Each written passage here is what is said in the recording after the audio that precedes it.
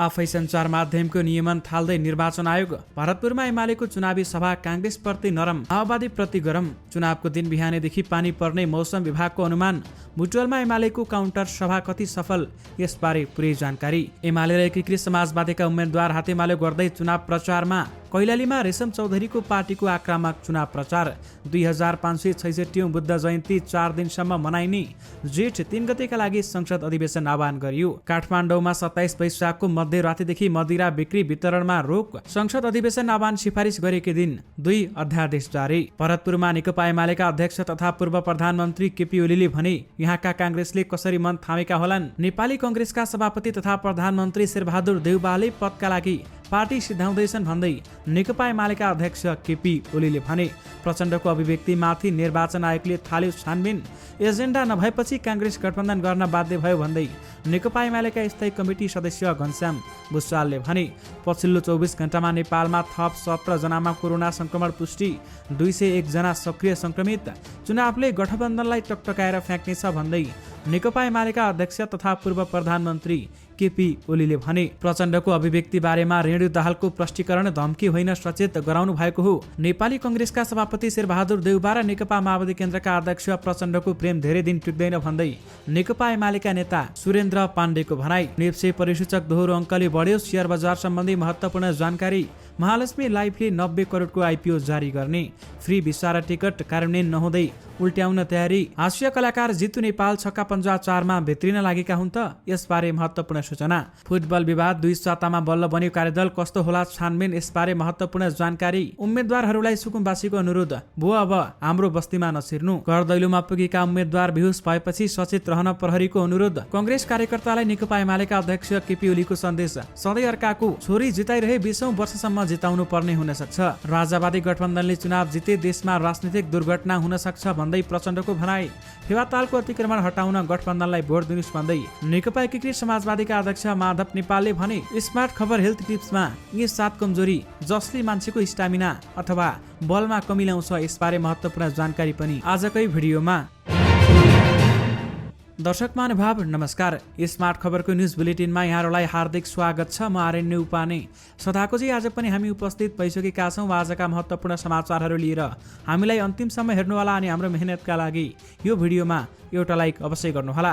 दर्शक महानुभाव, पल पलको न्युज अपडेटका लागि हाम्रो च्यानललाई सब्स्क्राइब गरी नजिकै आउने बेल आइकनलाई क्लिक गर्नुहोला। कहाँबाट हेर्दै हुनुहुन्छ अनि के कस्तो लाग्दैछ आफ्ना कुराहरू तलको कमेन्ट बक्समा कमेन्ट गर्नुहोला।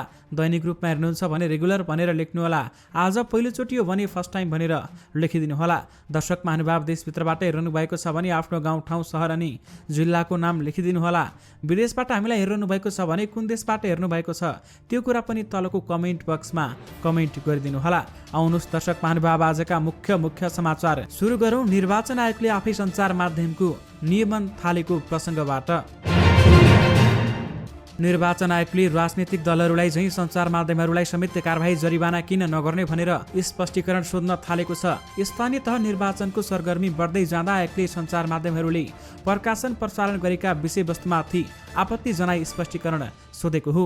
सुरुमा सञ्चार माध्यमहरूको नियमनकारी निकाय प्रेस काउन्सिल मार्फत नै आचार संहिताको उल्लङ्घन गर्ने र कुनै त्रुटि कमजोरी देखिए उसैले आफ्नो क्षेत्राधिकार प्रयोग गरी कारबाही गर्ने योजना अनुसार काम भएको थियो। आयोग सम्बन्ध स्रोतले भनेको छ, अहिले हामीले जारी गरेको आचार संहिता नै उल्लङ्घन गरेको भेटेपछि आफै स्पष्टीकरण सोध्न थालेका हौं। आयोगले कतिपय सञ्चार माध्यमलाई 24 घण्टाभित्र जवाब दिन भन्दै पत्र समेत काटेको छ। स्थानीय वायु र भारतको पश्चिम बङ्गालमा बनेको न्यूनचापीय प्रणालीको असरले निर्वाचनको दिन 30 वैशाखमा वर्षा हुन सक्ने जल तथा मौसम विज्ञान विभागको मौसम पूर्वानुमान महाशाखाले जनाएको छ। मौसम पूर्वानुमान महाशाखाले वैशाख 28 गतेदेखि 31 गतेसम्मको मौसम पूर्वानुमान विशेष बुलेटिन सार्वजनिक गरेको छ भने सो बुलेटिनमा लेखिए अनुसार निर्वाचनको दिन वैशाख 30 गते देशभर आंशिकदेखि सामान्य बदली रहने सम्भावना रहेको छ। प्रदेशिक बागमती तथा गण्डकी प्रदेशका केही स्थानमा मेघगर्जन चट्याङ सहित हल्कादेखि मध्यम वर्षाको सम्भावना रहेको छ। साथै मधेस, लुम्बिनी, कर्णाली र सुदूरपश्चिम प्रदेशका थोरै स्थानहरूमा मेघगर्जन र चट्याङ सहित हल्का वर्षाको सम्भावना रहेको बुलेटिनमा उल्लेख गरिएको छ। महाशाखाले सामान्यतया 3 दिनको मौसम पूर्वानुमान बारेमा बुलेटिन जारी गरी जानकारी गराउँदथ्यो, तर महाशाखाले आजै नै 31 गतेसम्मको मौसम पूर्वानुमान सार्वजनिक गरेको छ। यानि कि चुनावको दिन बिहानैदेखि पानी पर्ने मौसम विभागको अनुमान रहेको छ। संघीय संसदको बजेट अधिवेशन जेठ 3 गते दिउँसो 4 बजेका लागि आह्वान गरिएको छ। आइतबार दिउँसो बसेको मन्त्री परिषद बैठकले गरेको सिफारिसका आधारमा राष्ट्रपति विद्यादेवी भण्डारीले जेठ 3 गते दिउँसो 4 बजे बस्ने गरी प्रतिनिधि सभा र राष्ट्रिय सभाको अधिवेशन आह्वान गरेकी हुन्। जेठ 15 गते सरकारले आगामी आर्थिक बजेटको बजेट पेश गर्ने संवैधानिक व्यवस्था रहेको छ। त्यसअघि हुने पूर्व बजेट छलफल, सरकारको नीति तथा कार्यक्रम प्रस्तुत र छलफलका लागि संसदको अधिवेशन आह्वान गरिएको हो। स्थानीय तह निर्वाचन सुरक्षालाई लक्षित गरी काठमाडौँमा वैशाख 27 गतेदेखि 30 गते साँझसम्म मदिरा बिक्री वितरणमा रोक लगाइएको छ। जिल्ला प्रशासन कार्यालय काठमाडौँले आइतबार एक सूचना जारी गरी वैशाख 27 गते मङ्गलबार राति 12 बजेदेखि मतदान कार्य सम्पन्न नभएसम्मका लागि मदिराजन्य पदार्थ बिक्री वितरण र सेवन नगराउन आग्रह गरेको छ। 30 वैशाखमा स्थानीय तह निर्वाचनको दिन समेत तोकिएको छ भने प्रशासन कार्यदलले मतदानको दिन अत्यावश्यक सेवामा सञ्चालित र अनुमति लिएका सवारी साधन बाहेक अरूलाई बिहान 6 बजेदेखि मतदान नसकिदासम्म सञ्चालनमा रोक लगाएको जनाएको छ। नेकपा एमालेका अध्यक्ष केपी शर्मा ओलीले चितवनको भरतपुरमा नेपाली कङ्ग्रेसका कार्यकर्ताले कसरी मन थामेर बसेका होलान् भनी प्रश्न गरेका छन्।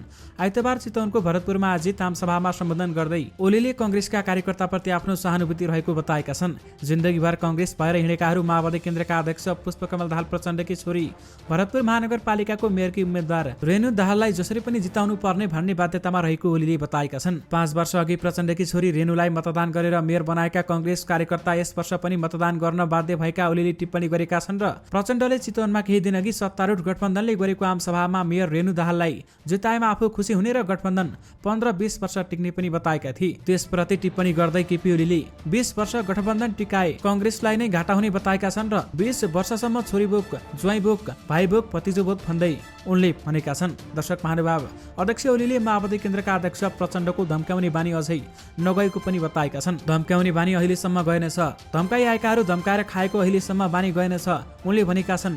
जनताले बुझिसकेका छन्, धम्कीको काम छैन, कसैले धम्काएर दुर्घटना हुँदैन, दुर्घटना होइन घटना हुन्छ, गठबन्धनले नराम्रोसँग हार्छ भन्दै केपी ओलीले बताएका छन्। निर्वाचन आयोगले अरूको झण्डा र चुनाव चिन्ह लिएर प्रचार नगर्न खबरदारी गरेको भन्दै ओलीले प्रधानमन्त्री शेरबहादुर देउवा र माओवादी केन्द्रका अध्यक्ष प्रचण्डलाई कारबाही गर्न चुनौती समेत दिएका छन्। भरतपुर महानगरपालिकामा रेणु दाहाल निर्वाचित नभई देश दुर्घटनामा जान्छ भन्ने पुष्पकमल दाहालको अभिव्यक्तिप्रति निर्वाचन आयोगले जाँचबुझ थालेको छ। प्रचण्डको भनाइबारेमा प्रमुख प्रतिपक्षी दल एमाले प्रश्न उठाउनुका साथै उजुरी समेत परेपछि आयोगले आन्तरिक रूपमा छानबिन थालेको छ। आफ्नो दल उम्मेद्वार निर्वाचित नभई देश दुर्घटनामा जान्छ भन्ने अभिव्यक्ति प्रत्यक्ष परोक्ष रूपमा धम्की हो भन्ने देखिन्छ। मतदाताहरूलाई यसरी धम्काउनु आचार संहिता उल्लङ्घन विपरीत हो भनेर उजुरी परेको छ। आयोग स्रोतले भनेको छ, हाम्रो टोलीले प्रमाण जुटाइ अनुसन्धान थालेको छ। सरसर्ती हेर्दा यो अभिव्यक्ति स्वाभाविक देखिँदैन। अध्ययन गरेर बेलुकीसम्म केही निष्कर्षमा पुग्छौँ। दाहालले भरतपुरमा भएको सत्ताधारी गठबन्धनको निर्वाचनको सभामा आफ्नै छोरी समेत रहेकी माओवादी केन्द्रकी उम्मेद्वार दाहाल निर्वाचित नभई देश दुर्घटनामा जाने चेतावनी दिएका थिए। उनको त्यो चेतावनीको चौतर्फी आलोचना भएको थियो भने मतदाताहरूलाई धम्काएको र भयरहित निर्वाचनको वातावरण बिथोलेको भन्दै उनी विरुद्ध उजुरी परेको हो। यानि कि प्रचण्डको अभिव्यक्तिमाथि निर्वाचन आयोगले छानबिन थालेको छ। नेकपा माओवादी केन्द्रकी नेता एवं भरतपुर महानगरपालिकाकी प्रमुखकी उम्मेद्वार रेणु दाहालले अध्यक्ष पुष्पकमल दाहाल प्रचण्डले मतदाताहरूलाई धम्की नदिएको प्रष्टीकरण दिएकी छन्। आइतबार घरदैलोका क्रममा प्रचण्डको अभिव्यक्ति बारेमा सोधिएका प्रश्नमा उनले भनिन्, उहाँले त्यसरी भन्न खोज्नु भएको होइन, त्यसलाई गलत अर्थ लगाइयो, त्यसलाई अलि अपव्याख्या गरियो। उहाँले एकदम सकारात्मक सोचका साथ भन्न खोज्नु भएको हो। 22 वैशाखमा चितवनको भरतपुरमा सत्ता गठबन्धनले गरेको संयुक्त आमसभामा प्रचण्डले रेणु दाहालको टिमलाई नजिताए देश गम्भीर दुर्घटनामा पर्ने अभिव्यक्ति दिएका थिए। कतिपयले मतदाताहरूलाई धम्की दिएको भन्दै यसको आलोचना पनि गरिरहेका छन्। अहिलेको सत्ता गठबन्धन संविधान जोगाउन मर्मका साथ बनेको भन्दै त्यसमा दायाँ र बायाँ भए देश दुर्घटनामा जाने भनेर सचेत गराएको मात्रै भन्दै रेणुको भनाइरहेको छ। नेकपा एमालेका उपाध्यक्ष सुरेन्द्र पाण्डेले प्रधानमन्त्री शेरबहादुर देउवा र नेकपा माओवादी केन्द्रका अध्यक्ष पुष्पकमल दाहाल प्रचण्डको प्रेम धेरै समय नटिक्ने दावी गरेका छन्। आइतबार नेकपा एमालेले भरतपुरमा आयोजना गरेको आमसभामा सम्बोधन गर्दै उनले शेरबहादुर देउवा र प्रचण्डबीच रहेको प्रेमलाई उनले चाउरे पिरतीको संज्ञा पनि दिएका छन्। केही दिन अघि भरतपुरमा गरिएको भाषण सुनि शेरबहादुर देउवाजीले भन्नुभएछ, मेरो जोडले पो मेयरको उम्मेद्वार रेणुजीलाई दिएको प्रचण्डजी त नाइ भन्दै हुनुहुन्थ्यो। कति प्यारो प्रेम बसेछ प्रचण्डजी माथि भन्दै उनले भनेका छन्। अध्यक्ष पाण्डेले अघि भने, उहाँलाई म भन्न चाहन्छु, शेरबहादुर देउबाजी, यो प्रेम ज्यादै छोटो छ, ज्यादै कमजोर प्रेम छ भन्ने कुरा धेरै पर जानु पर्दैन होला। यहाँहरूले अहिले नक्कली पिरती देखाउनु भएको छ, यो चाउरे पिरती केही दिनमा नै अङ्गभङ्ग हुनेवाला छ भन्दै उनले बताएका छन्। मुख्य प्रशिक्षक अब्दुल्ला अल्मुताइरीले 10 खेलाडीहरूलाई बन्द प्रशिक्षण छाड्न बाध्य बनाएपछि नेपाली फुटबलमा देखिएको घटनाक्रमले करिब 2 साता छुट्न लाग्दा अखिल नेपाल फुटबल संघ एन्फाले बल्ल यस विषयमा छानबिन गर्न कार्यदल गठन गरेको छ। अखिल नेपाल फुटबल संघ एन्फाको आइतबार बसेको कार्यसमिति बैठकले नेपाली सेनाका पूर्व रथी भिक्टर शमशेर राणाको संयोजकतामा 3 सदस्यीय समस्या पहिचान र सुझाव कार्यदल गठन गरेको छ र उनलाई 1 साताको समय सीमा समेत दिएको छ भने बन्द प्रशिक्षणबाट बाहिर रहेका 10 खेलाडीले अघिल्लो साता नै घटनाबारेमा छानबिनका लागि युवा तथा खेलकुद मन्त्रालय र राष्ट्रिय खेलकुद परिषद राखेपमा गुनासो गरेपछि एन्फा अध्यक्ष कर्मा छिरिङ शेर्पाले गत बुधबार नै छानबिन समिति गठन गर्ने समेत बताएका थिए। विशेष गरी फुटबल विवादमा 2 सातामा कार्यदल बनेको छ भने छानबिन कस्तो होला यसबारेमा थप जानकारी आउन भने बाँकी नै रहेको छ।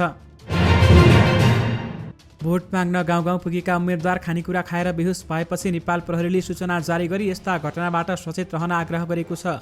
प्रहरी प्रधान कार्यालय प्रवक्ता विष्णु कुमार केसीले आइतबार सूचना निकालेर हालसम्म एउटा मात्र घटना भएको भए पनि अन्य ठाउँमा पनि यस्ता घटना हुन सक्ने देखिएकाले सचेत रहन आग्रह गरेका छन्। सर्लाहीको हरिवन नगरपालिका 11 मा आज आइतबार स्थानीयले दिएका खानेकुरा खाँदा वडा अध्यक्षका उम्मेद्वार सहित 5 जना बेहोस भएका थिए। नेकपा एकीकृत समाजवादीका अध्यक्ष माधव कुमार नेपालले फेवाताल अतिक्रमण हटाउन गठबन्धनलाई मतदान गर्नुपर्ने बताएका छन्। पोखराको पहिचान जोगाउन महत्त्वपूर्ण रहेको भन्दै उनले गठबन्धनलाई मतदान गर्न आह्वान गरेका छन्। फेवाताल जोगाउने काम तपाईँले गर्नुपर्छ, अतिक्रमण हटाउनुपर्छ भन्दै उनले भनेका छन्। पोखराको पहिचान जोगाउन मेयर र उपमेयरमा गठबन्धनलाई भोट दिनुस्। 5 दलीय गठबन्धनले आइतबार पोखरामा आयोजना गरेको चुनावी सभालाई सम्बोधन गर्दै नेपालले संसारकै मान्छे आकर्षित गर्ने पोखरा जोगाउन आवश्यक भएको बताएका छन् र पोखराका ताल तलैयाको संरक्षण र पर्यावरणको रक्षा गर्न आवश्यक रहेको उनले बताएका छन्। गठबन्धनका उम्मेद्वारले भ्रष्टाचार नगर्ने भन्दै उनले महानगरभित्रका भ्रष्टाचार हटाउने पनि दाबी गरेका छन् र अर्को प्रसङ्गमा नेपालले नेकपा एमाले निर्माण गर्ने केपी ओलीको कुनै पनि भूमिका नभएको दाबी समेत गरेका छन्। महालक्ष्मी लाइफ इन्स्योरेन्स कम्पनीले 90 करोड रुपैयाँ बराबरको आइपिओ जारी गर्ने भएको छ। आइतबार सम्पन्न महालक्ष्मीको विशेष साधारण सभाले 90 करोड रुपैयाँ बराबरको साधारण शेयर आइपिओ सर्वसाधारणका लागि जारी गर्ने निर्णय गरेको हो। यसअघि 60 करोड रुपैयाँको आइपिओ जारी गर्ने कम्पनीले तयारी गरेको थियो भने आइपिओ जारी गरि नसक्दै बीमा समितिले पुँजी वृद्धिको योजना ल्याएपछि जारी गर्ने रकम बढाएको हो। बीमा समितिले जीवन बीमा कम्पनीहरूका लागि 5 अर्ब रुपैयाँ चुक्ति पुँजी हुनुपर्ने व्यवस्था समेत गरेको छ। पछिल्लो 24 घण्टामा नेपालमा थप 17 जनामा कोरोना भाइरस कोभिड-19 को संक्रमण पुष्टि भएको छ भने कसैको पनि मृत्यु भएको छैन। स्वास्थ्य तथा जनसङ्ख्या मन्त्रालयका अनुसार 2905 जनाको पीसीआर परीक्षणमा 17 जना र 1105 जनाको एन्टिजन परीक्षणमा 0 जना गरी 17 जनामा कोरोना संक्रमण पुष्टि भएको हो। पछिल्लो 24 घण्टामा कोरोनाबाट 21 जना निको भएका छन् भने हाल देशभर 201 जना सक्रिय संक्रमित रहेका छन्, जसमध्ये 200 जना होम आइसोलेसनमा रहेका छन् भने 1 जना संस्थागत आइसोलेसनमा रहेका छन्। कोरोनाका बिरामी मध्ये 1 जनाको आइसियुमा उपचार भइरहेको छ। नेकपा एमालेका स्थायी कमिटी सदस्य घनश्याम भुसालले नेपाली काङ्ग्रेससँग एजेन्डा नभएर गठबन्धनको साथ लिएको बताएका छन्। रूपन्देहीको बुटवलमा नेकपा एमालेले आयोजना गरेको चुनावी सभालाई सम्बोधन गर्दै भुसालले काङ्ग्रेसमा लामो इतिहास भएको पार्टी भए पनि आफ्नो एजेन्डा नभएको समेत आरोप लगाएका छन्। काङ्ग्रेसका आफ्ना दीर्घकालीन योजना छैनन् अनि गठबन्धनको साथ लिएर मत माग्न जान बाध्य भएको छ। भुसालले भनेका छन्, नेपालमा समाजवाद ल्याउन विकास र समृद्धिका लागि एमालेको पूर्ण बहुमत आवश्यक छ। अहिले एमाले विरुद्ध सबै शक्ति मिलेकाले एमाले पनि एकजुट हुनुको विकल्प नभएको उनले बताएका छन् र एमालेले चुनाव जितेका क्षेत्र र पालिकामा नमुना योग्य काम भएको समेत उनले बताएका छन्। सरकारले संघीय संसदको अधिवेशन आह्वान सिफारिस गरेकै दिन राष्ट्रपति विद्यादेवी भण्डारीले 2वटा अध्यादेश जारी गरेकी छन्।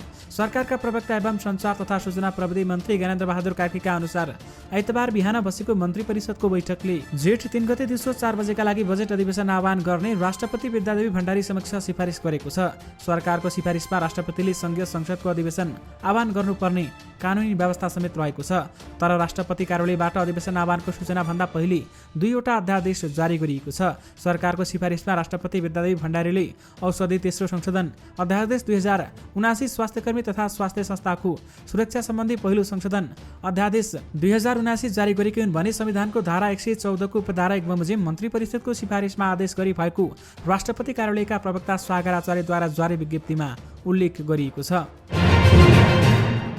2556 बुद्ध जयन्ती रूपन्देही कपिलवस्तु र नवलपरासीमा गरी 4 दिनसम्म मनाइने भएको छ। कोरोना महामारीका कारण लगातार 2 वर्षसम्म औपचारिक समारोह बीच बुद्ध जयन्ती मनाउन सकेको थिएन। बुद्धको जन्मस्थल लुम्बिनीमा जेठ 1 गतेदेखि 4 गतेसम्म विभिन्न कार्यक्रम गरी बुद्ध जयन्ती मनाउने तयारी भएको लुम्बिनी विकास कोषले आइतबार पत्रकार सम्मेलन गरी जानकारी गराएको छ। बुद्ध जयन्ती मनाउन संस्कृति पर्यटन तथा नागरिक उड्डयन मन्त्री प्रेम बहादुर आलेको संयोजकतामा मूल समारोह समिति गठन भई त्यस अन्तर्गत विभिन्न उपसमितिहरू क्रियाशील रहेको कोषका सदस्य सचिव सानु राजा साक्यले बताएका छन्। 2072 सालमा भएको टिकापुर घटनामा मुख्य दोषी ठहर भई जेलमा रहेका निलम्बित सांसद रेशम चौधरीको पार्टी पहिचानको मुद्दा बोकेर स्थानीय तहको चुनावी मैदानमा छ भने चौधरीले जेलबाटै श्रीमती रञ्जिता श्रेष्ठको अध्यक्षतामा गठन गरेको नागरिक उन्मुक्ति पार्टी थारू समुदायको पहिचानको मुद्दा बोकेर चुनावी प्रचार प्रसारमा होमिएको छ। 13 स्थानीय तह रहेको कैलालीमा सुदूरपश्चिमकै एकमात्र उपमहानगरपालिका धनगढी सहित 9 पालिकामा नागरिक उन्मुक्ति पार्टीले प्रमुख उपप्रमुख र अध्यक्ष उपाध्यक्षमा उम्मेदवारी दिएको छ। विशेष गरी कैलालीमा रेशम चौधरीको पार्टीको आक्रामक चुनाव प्रचार गरिएको छ। नेकपा एमाले र नेकपा एकीकृत समाजवादीका नेता तथा कार्यकर्ता बीच देशभर तिक्तता छ। तर हुल्लाको खारपुनाथ गाउँपालिकामा भने यी दुई दलले अध्यक्ष र उपाध्यक्षमा तालमेल गरेर संयुक्त चुनावी प्रचार अभियान थालेका छन्। एकीकृत समाजवादीका केन्द्रीय सदस्य लोकबहादुर हमालको नेतृत्वमा दुवै दलका उम्मेद्वारहरू चुनावी अभियानमा सँगै जाने भएका छन् भने खारपुनाथको अध्यक्षमा एमाले र उपाध्यक्ष पदमा एकीकृत समाजवादीलाई सघाउने गरी कुनै दलले तालमेल गरेका हुन्। खारपुनाथ गाउँपालिकामा एमाले अध्यक्ष पदका लागि प्रकाश बहादुर शाहीलाई उम्मेद्वार बनाएको भए पनि उपाध्यक्षमा भने उम्मेदवारी दिएको थिएन। यानि कि एमाले र एकीकृत समाजवादीका उम्मेद्वार हातेमालो गर्दै चुनाव प्रचारमा जुटेका छन्।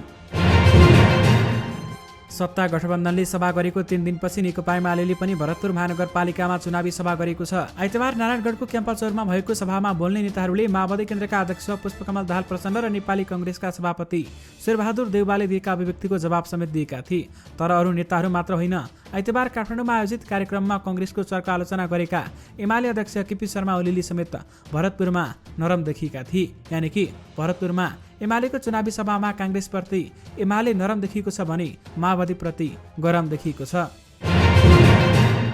साताको पहिलो दिन आइतबार शेयर कारोबार मापक नेप्से परिसूचक दोहोरो अङ्कले बढेको छ भने नेप्से परिसूचक 18.18 अङ्कले बढेर 2256.57 अङ्कमा पुगेको छ। पछिल्लो समय लगातार जसो घटिरहेको बजार आइतबार पनि कारोबारको अधिकांश समय सकारात्मक देखिएको थियो भने अन्तमा बजार बन्द हुँदा दोहोरो अङ्कले बढेको हो भने नेप्से परिसूचक बढे पनि कारोबार रकममा भने सुधार देखिएको छैन। दिनभर भएका 27,229 कारोबारबाट 233 कम्पनीका 33,41,214 किता शेयर किनबेच हुँदा कारोबार रकम 1,32,64,21,672 रुपैयाँमा रोकिएको छ। विशेष गरी नेप्से परिसूचक दोहोरो अङ्कले बढेको छ।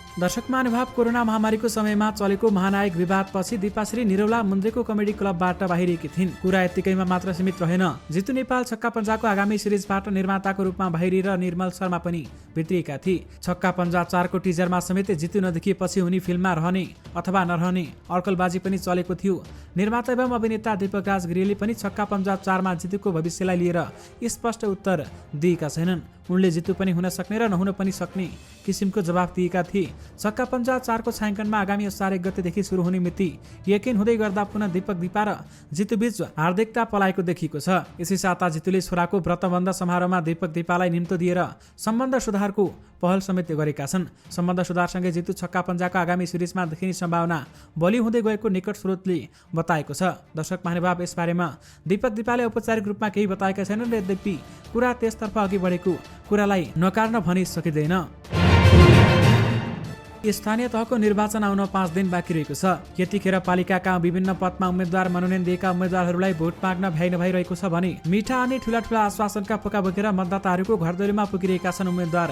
तर नेपालकै राजधानी सहर काठमाडौँ उपत्यकाभित्र सुकुम्बासीलाई चुनावले छोएको छैन। उनीहरूलाई चुनाव र मतदान गर्नुभन्दा बढी भोको पेट भर्नकै चिन्तामा पिरोलिरहनु परेको छ। हरेक वर्ष सरकारी नीतिमा सुकुम्बासी बस्ती व्यवस्थापन गर्ने एजेन्डा छुटेको हुँदैन। तर उनीहरूको न कहिले व्यवस्थापन भयो न त वर्षातका बेलामा ओत लाग्ने व्यवस्था नै गरिदियो। उल्टो बेला बखतमा बस्ती उठाइदिने चेतावनी राज्यले दिँदा त्यो भन्दा पनि ठूलो अपमान अरू केही नभएको उनीहरूलाई अनुभूति हुने गरेको छ। र उम्मेद्वारहरूलाई सुकुम्बासीले अनुरोध गर्दै भनेका छन्, भो अब हाम्रो बस्तीमा नसिर्नु भन्दै नेताहरूलाई बताएका छन्। दर्शक महानुभाव, यस बारेमा तपाईहरुले आफ्नो धारणा हामीलाई यो भिडियोको कमेन्ट बक्स मार्फत राख्न सक्नुहुनेछ। नेपाली कांग्रेसकी नेत्री तथा प्रधानमन्त्री शेरबहादुर देउवाकी पत्नी आरजु राणाले बिहिबार धनगढीमा वडा स्तरीय बेलामा भनिन्, हाम्रा साथीहरूलाई जिताउनुस्। मलेसियामा जान चाहने कोही भए मलाई कसैले कोटा दिन्छु भनेको छ। प्री भिसा र टिकटको व्यवस्था हुन्छ।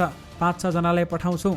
सबैलाई हामी लग्न सक्दैनौँ। निर्वाचन आचार संहिता विपरीत प्रधानमन्त्री पत्नी राणाले दिएको अभिव्यक्तिले नै विदेश जाने श्रमिक हितका लागि 8 वर्ष अघिको प्री भिसा र टिकटको निर्णय कार्यान्वयन अवस्था कति फितलो छ भन्ने प्रश्न आएको छ।